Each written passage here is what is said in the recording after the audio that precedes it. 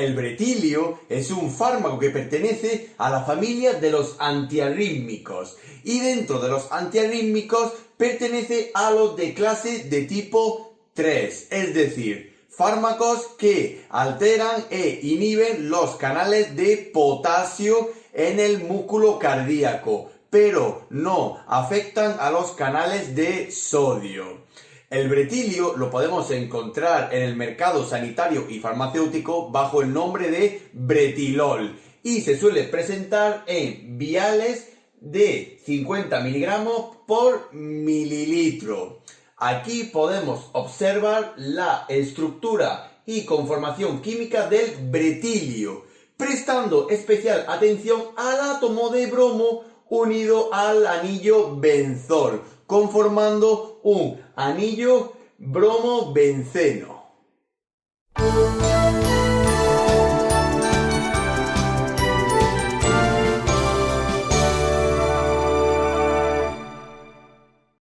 La indicación más habitual del bretilio suele ser cualquier arritmia donde la génesis es de tipo ventricular, es decir, cualquier arritmia ventricular, fibrilación ventricular, taquicardias ventriculares, tanto sostenidas como no sostenidas.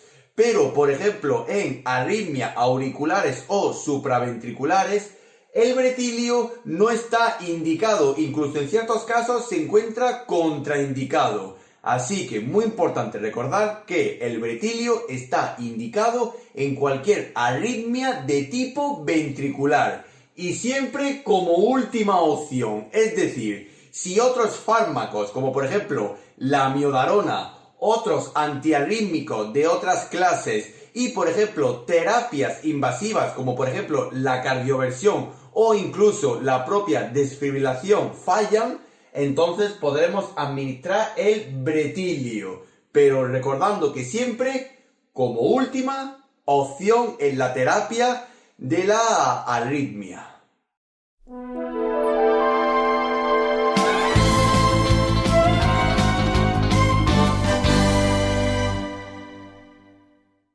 El bretilio está totalmente contraindicado en pacientes que puedan presentar, primero, distintos tipos de arritmias, especialmente arritmias auriculares y supraventriculares, así como también ya hablaremos más adelante del efecto arritmogénico que tiene el bretilio, por lo cual es un fármaco que ahora mismo está en desuso. Tampoco se utiliza en pacientes que presenten bloqueos auriculoventriculares, tanto de grado 1, grado 2 o de grado 3.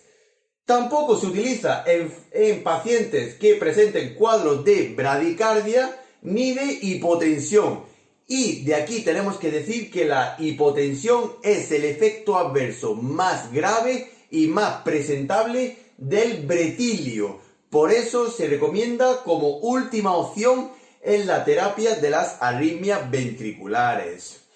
Aún así, el bretilio también tiene ciertas precauciones que deberemos de tener en cuenta en ciertos pacientes, como por ejemplo, mucho cuidado en la administración del bretilio a pacientes que posean patologías donde el gasto cardíaco es fijo, como por ejemplo en la estenosis aórtica y en los cuadros de hipertensión pulmonar. También mucho cuidado en los pacientes geriátricos, es decir, en la tercera edad. Puede haber una exacerbación y cronicidad de los efectos adversos del bretilio. Siempre debemos cuidar a nuestros mayores. Y también en la insuficiencia renal. Y finalmente decir que el bretilio, al ser un fármaco que, como veremos más adelante, presenta efectos adversos que pueden complicarse potencialmente a lo largo del tiempo, es un fármaco que se suele administrar en las unidades de críticos, sean por ejemplo unidades intensivas o unidades de vigilancia intensiva.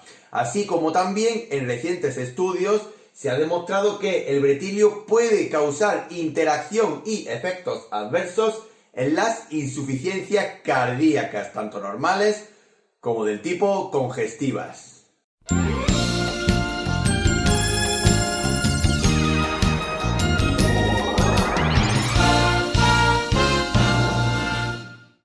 El mecanismo de acción del bretilio es un poco complicado de entender, pero a modo de resumen afecta directamente al sistema adrenérgico o simpático del cuerpo humano. Primero excita al sistema adrenérgico y rápidamente lo deprime. Es decir, que el bretilio primero hace de simpático mimético, activa la liberación de noradrenalina y después inhibe la recaptación de la misma en la sinapsis. Se convierte en un simpaticolítico.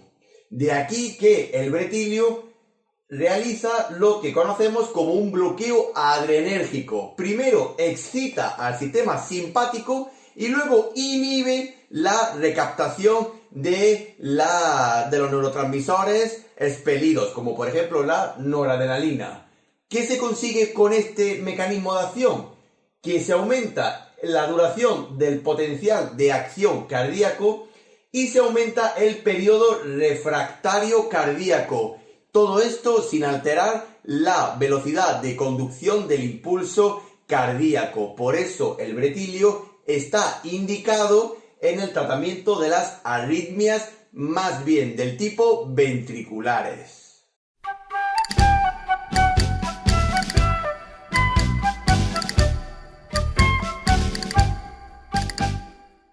La vía de administración más usual del bretilio suele ser la vía parenteral, tanto de tipo intravenosa y de tipo intramuscular en situaciones de emergencia, aunque el bretilio es un fármaco que está en desuso. Ya apenas se utiliza en las unidades extrahospitalarias y menos en las unidades hospitalarias. También el bretilio se puede poner en perfusión, donde podemos administrar 500 miligramos en 50 mililitros de suero fisiológico, administrándolo a una velocidad de 1 a 2 miligramos por mililitro, pero siempre bajo recomendación y supervisión facultativa.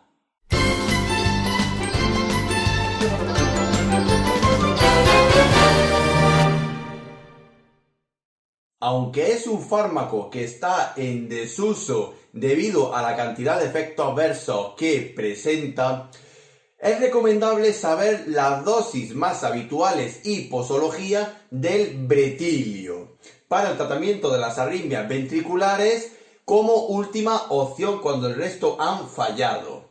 Si administramos el bretilio por vía intramuscular, en los adultos administraremos de 5 a 10 miligramos por kilogramo y si la arritmia persiste, lo administraremos a la hora o las 2 horas de la primera inyección, siempre alternando los puntos de inyección.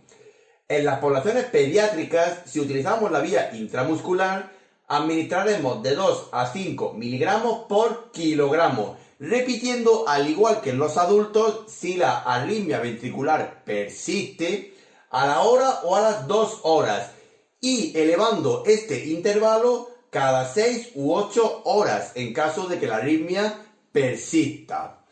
Si nos pasamos a la vía intravenosa, en los adultos administraremos un bolo inicial de 5 miligramos por kilogramo, llegando hasta los 10 miligramos por kilogramo, lo cual se puede repetir cada 5 o 10 minutos en el caso de que la arritmia ventricular persista todavía, y administraremos un máximo de 35 a 40 miligramos por kilogramo. Si vemos que la arritmia sigue persistiendo, tendremos que valorar la instauración de una perfusión de 500 miligramos en 50 mililitros a una velocidad de 1 a 2 miligramos por mililitro. Y en las poblaciones pediátricas administraremos un bolo inicial de 5 miligramos por kilogramo, al cual lo podemos aumentar a 10 miligramos por kilogramo. Si vemos que la arritmia ventricular persiste todavía, administraremos otro bolo de 10 a 20 minutos. Y lo mismo que los adultos, valoraremos la instauración de una perfusión intravenosa si vemos que los bolos intravenosos no son capaces de frenar ni de revertir la arritmia ventricular.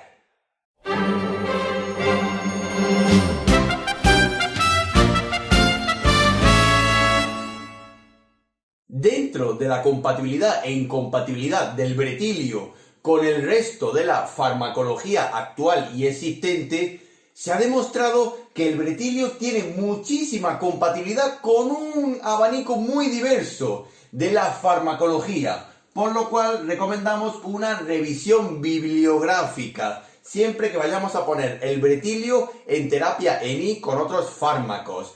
Mientras que, por el contrario, sí se ha demostrado que el bretilio tiene incompatibilidad con el fármaco de la fenitoína. Así que, junto con la fenitoína, evitaremos administrarlo conjuntamente.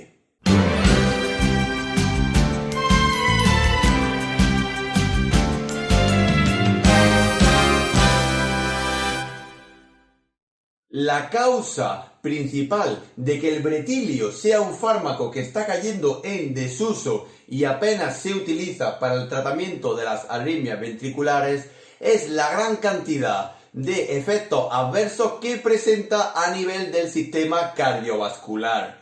Los dos principales efectos adversos que presenta son la bradicardia y un cuadro severo de hipotensión arterial, el cual puede ser refractario y resistente a la acción posterior de vasopresores, como por ejemplo la dopamina o la noradrenalina. También puede producir una subida de la temperatura corporal, por eso no está recomendado en los pacientes hipertérmicos y puede producir hipertermia. También puede producir dispepsias como náuseas y vómitos, así como también cuadros de ansiedad a nivel psicológico y mental. Y también decir que el bretilio, tanto en el embarazo como en la lactancia, tiene categoría C, es decir, no se puede administrar, a no ser que haya un beneficio o riesgo de la administración del bretilio a pacientes gestantes o lactantes. Pero siempre recordar los dos efectos adversos principales del bretilio en todos los ámbitos hospitalarios donde se siga utilizando: la hipotensión arterial pronunciada y un cuadro de bradicardia. Si juntamos los dos, la parada cardiorrespiratoria está asegurada.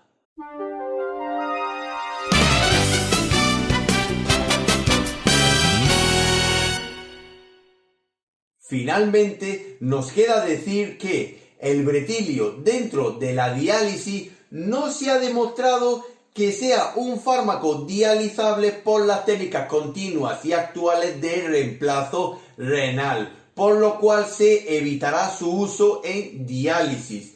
Aunque sí se ha demostrado que dependiendo de distintos valores de aclaramiento de creatinina, utilizaremos una dosis mayor o una dosis menor. Por ejemplo, en un aclaramiento de creatinina entre 10 a 50 mililitros por minuto, utilizaremos la mitad de la dosis que esté recomendada en el paciente, tanto sea adulto como sea pediátrico.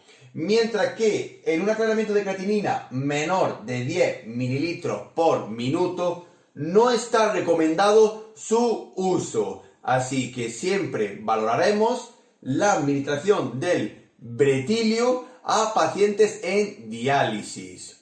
También recordamos que el bretilio, si como bolo intravenoso no consigue revertir la arritmia ventricular, instauraremos lo antes posible una perfusión para evitar que la arritmia vaya a más.